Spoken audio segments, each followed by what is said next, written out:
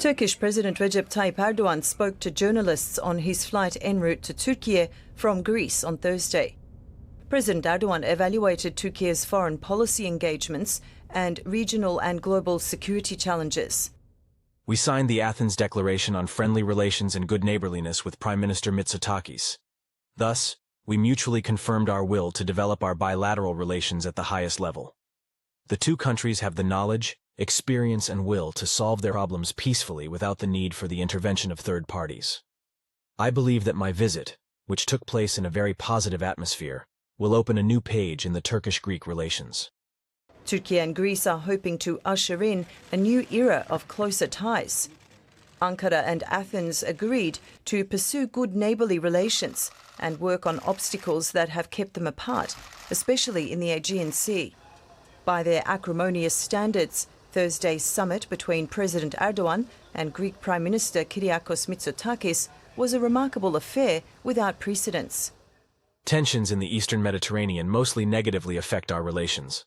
Our attitude towards equitable sharing of the natural riches of our region has been the same since the beginning.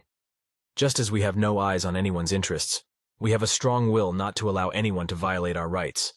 Moreover, an inclusive and fair sharing is possible in the Eastern Mediterranean. We have also determined to become a center for the supply of natural gas from Russia and Thrace to the Balkans and Europe. We can also provide resources to Greece from the energy of our nuclear power plant to be built in Sinop. Turkey and the United States have extensive relations at every level on bilateral, regional and global issues. The two NATO allies, however, have been at loggerheads with one another over several developments. Our country's expenditures on arms purchases are incomparably lower than Greece. We are a country that produces its own defense industry expenditures and has reduced costs significantly. We do not currently produce F-16 fighter jets, but we are able to repair and maintain them. If you have a Congress, I have a Parliament. You say you will take steps on the F-16 issue after passing it through the Congress, but I also have a Parliament. It is not possible for me to take such a step without passing my Parliament. If we are two allied countries in NATO, then you can do your part in solidarity, and our Parliament will take the necessary decision. In a bid to address the ongoing crisis in Gaza, Turkey has taken diplomatic steps to broker a ceasefire and work towards lasting peace as the Israeli offensive continues to devastate the war-torn city. President Erdoğan emphasized the urgent need for an immediate ceasefire to prevent further loss of life and destruction in the area. United Nations Secretary-General Antonio Guterres has just been able to invoke Article 99. Guterres has pressed the alarm button of the global system. I hope the UN Security Council heeds this call. It is time to put aside petty interests and the mentality of may the snake that does not touch me live 1,000 years and take steps to preserve peace on our planet. Turkish decision-makers have been in contact with key regional and international actors to garner support for a ceasefire agreement. The goal is not only to halt the current hostilities, but also to lay the groundwork for a comprehensive and sustainable peace in the region. They call Hamas a terrorist organization.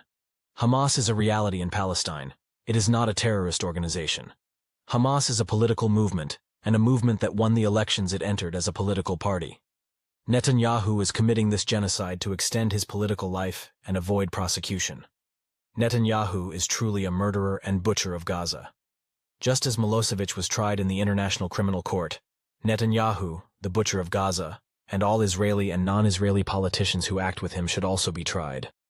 Turkey has deep-rooted historical and cultural ties with southern Caucasia, which serves as a bridge linking Turkey to Central Asia. There is a decision to send 50 armored personnel carriers to Armenia by France. What France is doing is just provocation. Here we have an Azerbaijan that has ended the occupation on its own territory. The outcome of Karabakh is obvious. The Armenian administration should learn from its recent experiences and not resort to these provocations.